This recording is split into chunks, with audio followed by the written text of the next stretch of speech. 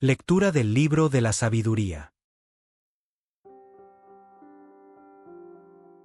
Escuchad, reyes, y entended.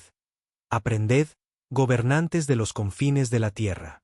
Prestad atención, los que domináis multitudes y os sentís orgullosos de tener muchos súbditos. El poder os viene del Señor y la soberanía del Altísimo. Él examinará vuestras acciones y sondeará vuestras intenciones. Porque, siendo ministros de su reino, no gobernasteis rectamente, ni guardasteis la ley, ni actuasteis según la voluntad de Dios. Terrible y repentino caerá sobre vosotros, porque un juicio implacable espera a los grandes. Al más pequeño se le perdona por piedad, pero los poderosos serán examinados con rigor. El Dios de todo no teme a nadie, ni lo intimida la grandeza, pues él hizo al pequeño y al grande y de todos cuida por igual, pero a los poderosos les espera un control riguroso. A vosotros, soberanos, dirijo mis palabras, para que aprendáis sabiduría y no pequéis. Los que cumplen santamente las leyes divinas serán santificados, y los que se instruyen en ellas encontrarán en ellas su defensa. Así, pues, desead mis palabras, anheladlas y recibiréis instrucción. Lectura del Santo Evangelio según San Lucas. Una vez, yendo Jesús camino de Jerusalén, pasaba entre Samaria y Galilea. Cuando iba a entrar en una ciudad, vinieron a su encuentro 10 hombres leprosos, que se pararon a lo lejos y a gritos le decían: Jesús, Maestro, ten compasión de nosotros. Al verlos, les dijo: Id a presentaros a los sacerdotes. Y sucedió que, mientras iban de camino, quedaron limpios. Uno de ellos, viendo que estaba curado, se volvió alabando a Dios a grandes gritos y se postró a los pies de Jesús, rostro en tierra, dándole gracias. Este era un samaritano. Jesús tomó la palabra y dijo: ¿No han quedado limpios los 10, los otros 9, dónde están? No ha habido quien volviera a dar gloria a Dios más que este extranjero.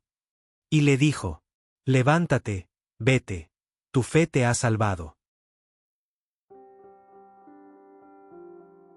En este momento solemne, la sabiduría eterna de Dios toma la palabra para dirigirse a los que ejercen autoridad sobre los hombres. No es un discurso político, es una proclamación profética que desvela el origen sagrado del poder y la responsabilidad tremenda que conlleva. Comienza con un imperativo dirigido a los oídos del poder: escuchad, reyes, y entended, aprended. Es una llamada a la humildad, a la docilidad. El gobernante, acostumbrado a dar órdenes, debe primero aprender. Debe comprender una verdad fundamental que su orgullo a menudo olvida: el poder os viene del Señor y la soberanía del Altísimo. Toda autoridad humana es delegada, es un ministerio, un servicio confiado por Dios. No es un derecho personal, ni el botín de la fuerza o la astucia. Es un depósito sagrado. Y sobre este depósito, hay un depositario último que examina. Él examinará vuestras acciones y sondeará vuestras intenciones. Para Dios no cuentan solo los decretos promulgados, sino la justicia que los inspira. No solo las obras públicas, sino los motivos secretos del corazón.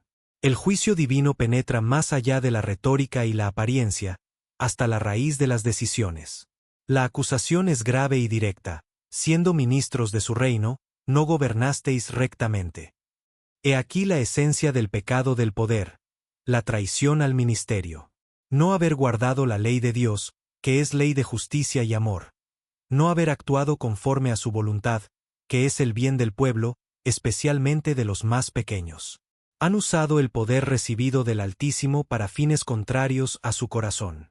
Por eso, la advertencia es severa: terrible y repentino caerá sobre vosotros. El juicio de Dios es implacable con los que han sido implacables, es riguroso con los que han usado su rigor contra los débiles.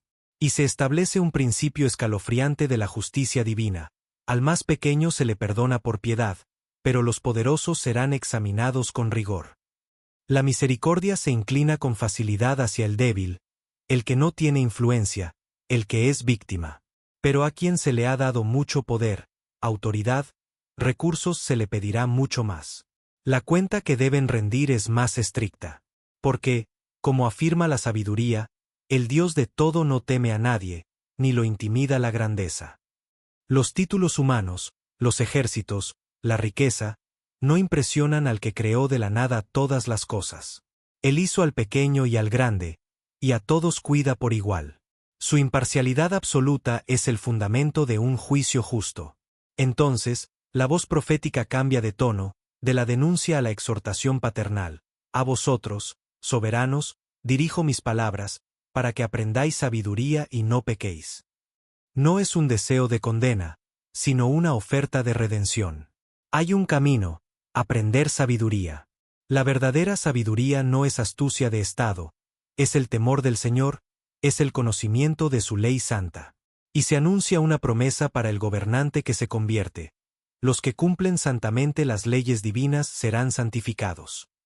La autoridad, vivida como ministerio santo, santifica al que la ejerce.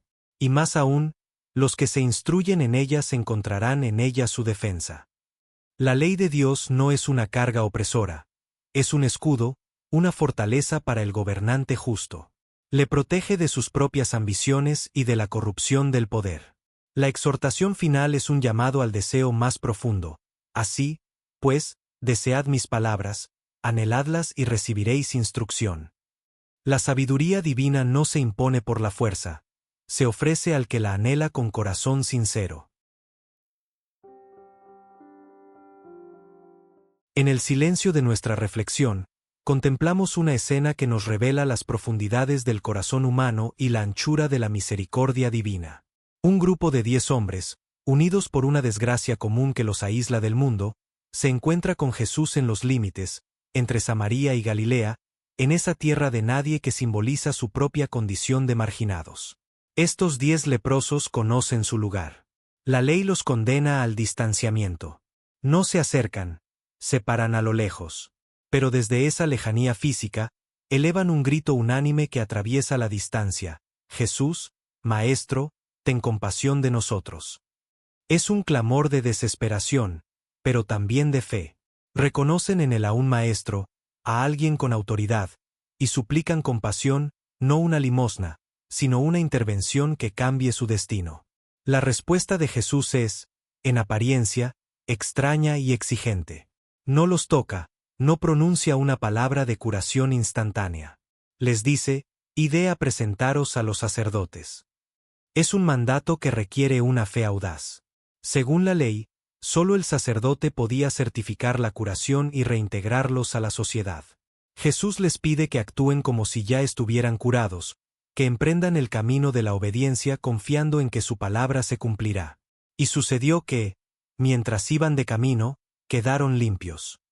La curación llega en el acto de obediencia, en el movimiento de fe que les hace caminar hacia la restitución social y religiosa. Aquí se produce la gran división. 9 continúan su camino hacia los sacerdotes. Quizás con prisa por reclamar su certificado de pureza, por abrazar a sus familias, por reanudar una vida normal. Recibieron el don, pero su mirada queda fija en el beneficio, no en el benefactor. Uno solo, viéndose curado, frena en seco. Rompe la ruta hacia el templo y da un giro radical. Vuelve sobre sus pasos. Su primer impulso no es reclamar un derecho, sino rendir un homenaje. Vuelve alabando a Dios a grandes gritos. Reconoce el origen divino del milagro. Y luego, busca el rostro humano de esa divinidad. Se postra a los pies de Jesús, rostro en tierra, dándole gracias. El acto es de una humillación profunda y una adoración espontánea. Y el evangelista subraya con solemnidad, este era un samaritano. El extranjero, el hereje, el despreciado por el pueblo de la alianza. Los 9 que no volvieron, presumiblemente, eran judíos. La paradoja es desgarradora. Los que tenían la ley, el templo y las promesas, no supieron traducir la curación en acción de gracias. El que estaba fuera de la alianza visible, reconoce al Dios vivo actuando en Jesús y se convierte en el modelo del verdadero creyente. Entonces Jesús pronuncia unas palabras cargadas de una tristeza santa y de una gozosa sorpresa. No han quedado limpios los 10, los otros 9, ¿dónde están? No ha habido quien volviera a dar gloria a Dios más que este extranjero. La pregunta resuena en el aire como un juicio misericordioso. Dios no fuerza la gratitud, la espera. Y a menudo, la encuentra donde menos se espera, en los márgenes, en los corazones que no dan por supuesta su gracia. Hermanos, en este relato somos los 10 leprosos. Hemos sido limpiados por la sangre de Cristo en el bautismo, liberados de la lepra del pecado. La pregunta de hoy es, ¿dónde estamos? ¿Vamos corriendo por la vida, disfrutando de los dones recibidos, la salud, la fe, la comunidad sin volvernos para dar gracias? ¿O somos ese uno que, en medio del ajetreo, frena, da la vuelta y se postra en acción de gracias ante el Señor, reconociendo que todo es gracia? Que nuestra Eucaristía, que significa acción de gracias, sea ese momento en el que, como el samaritano, volvemos sobre nuestros pasos, nos postramos y decimos desde lo más hondo, gracias. Porque la fe que agradece es la fe que salva.